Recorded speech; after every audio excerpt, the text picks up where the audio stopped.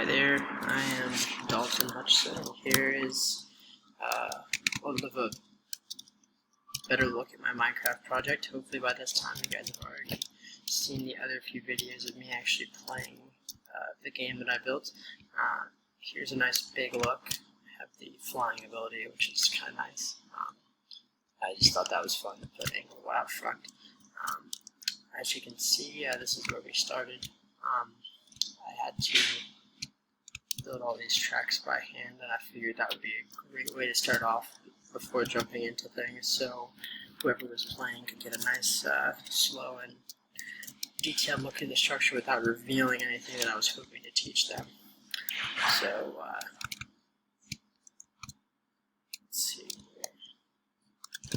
As I was completing the structure, I was looking at obviously lots of pictures, and you can see that I don't have the water going all the way around the entire structure. I figured that was a bit unnecessary and also very tedious for something that wasn't going to be the main focus of my project. So I included the important things, which were of course the main entrance and the detail that went into that. And then of course here we are inside of the building. So the columns were very traditional. They had lots of colonnades in Temple of Angkor Wat. However, you might have noticed that in the actual Angkor Wat, these columns left open access to most of the building, but in a lot of situations, you'll see I actually closed these off because in such a massive structure, it was important for me to lead players in the directions that I wanted them to go. And this meant preventing them from free roaming too much beyond the required standards.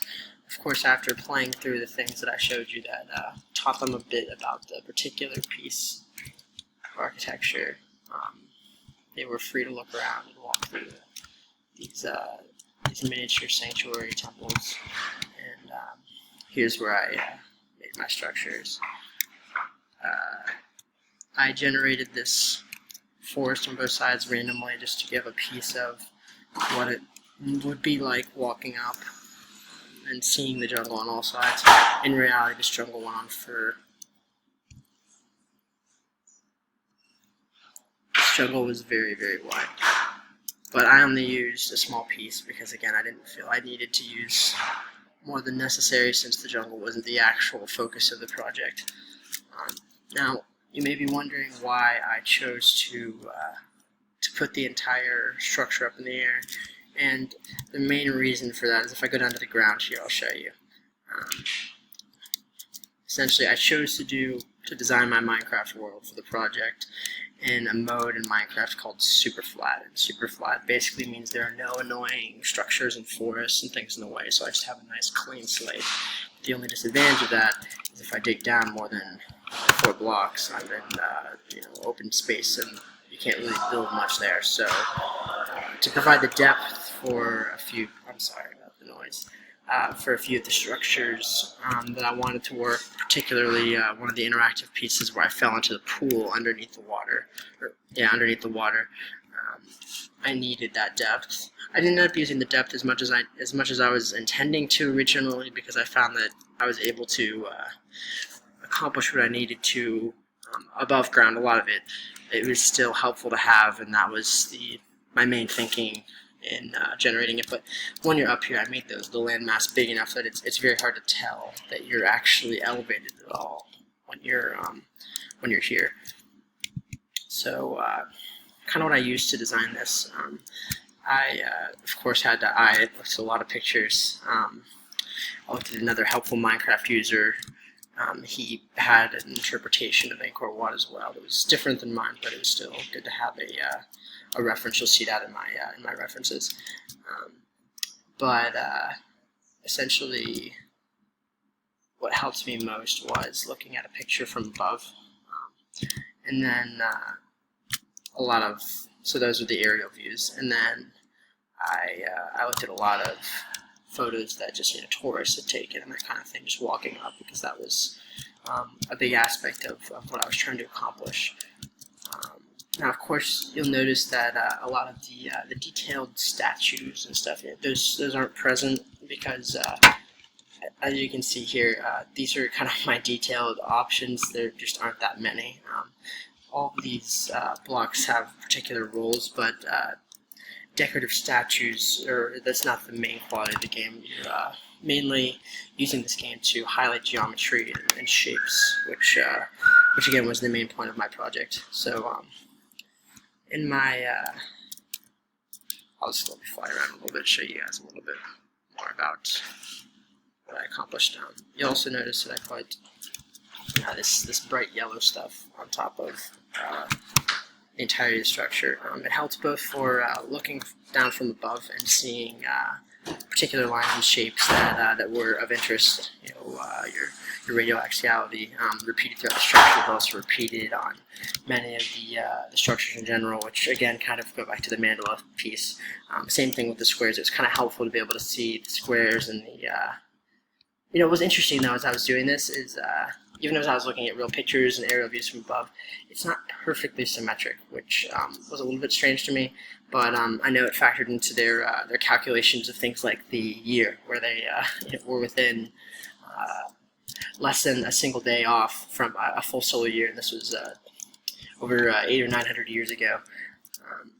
So let me get up here. And as far as the dimensions of everything, I tried to make everything as accurate as I could find online using the sources for dimensions that I could find. So this was, I didn't have a lot of time to dwell on this because I'm limited with the length of videos I can take using this program. Essentially what I just wanted to do was particularly for the player that was learning about lines and how they work together to create more complex structures and features, I generated this perspective, which just kind of separated the lines in their individual parts, but showed how they work together to make a more complex structure. And of course, I could have done more, but I just wanted to focus on the main focus. And again, this keeping it with the central theme of working towards designing the mandala. I try to keep everything central. One of the difficulties in designing this part, though, was it was purely perspective. I had to repeatedly go up on the ledge that I was trying to look down from and look, and then basically kind of guess as far as where do I put the particular pieces down there, because of course from this angle this circle is a lot smaller than the general structure, so that was a bit of an interesting challenge, but definitely worthwhile in the end because that had a pretty cool effect.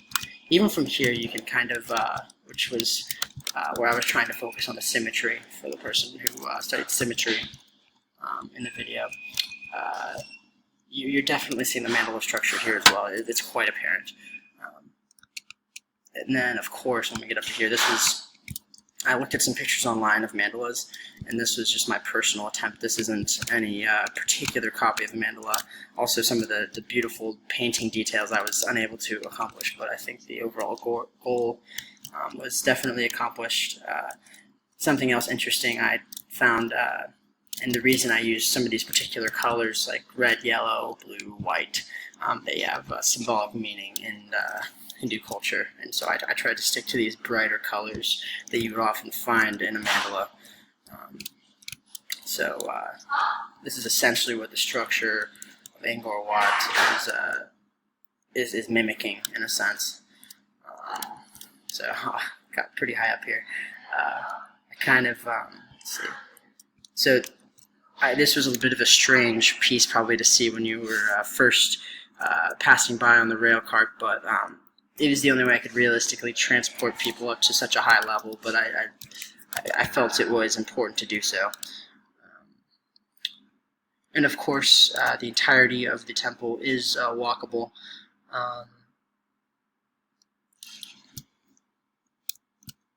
I tried to be as detailed as I possibly could, so all these structures are handcrafted by myself.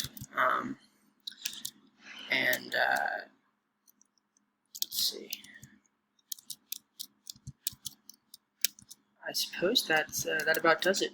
Oh, one more thing I wanted to show you that was a pretty cool learning experience for me as far as working with circuits go. In a lot of ways, Minecraft, what allows me to do things like interactions, clicking a button to open a door, it is sometimes very simple, but often very complex circuitry. So in this case down here, where I generated the little puzzle where you needed to select radial axiality to make a bunch of rocks fall down so you could build a ladder. I'll just give you a little taste of what that looked like from the other side, just to make this happen. So that when if you click the wrong levers, you wouldn't be able to trigger this reaction. This is just a little taste of what some of the work was. I had to generate. These are basically think of these as wires, and they trigger a charge whenever you pull down one of the levers, and depending on if they're the right levers to push down or the wrong ones, they will either allow or prevent the reaction from occurring up top. So I could go into more detail, but I don't want to be too nerdy. I just figured I would show that because it was definitely interesting, both learning about the structure and also just more about the functionality of Minecraft as a means of learning. So anyways, I think that'll probably do it as far as my just a little behind the scenes tour goes. So thank you.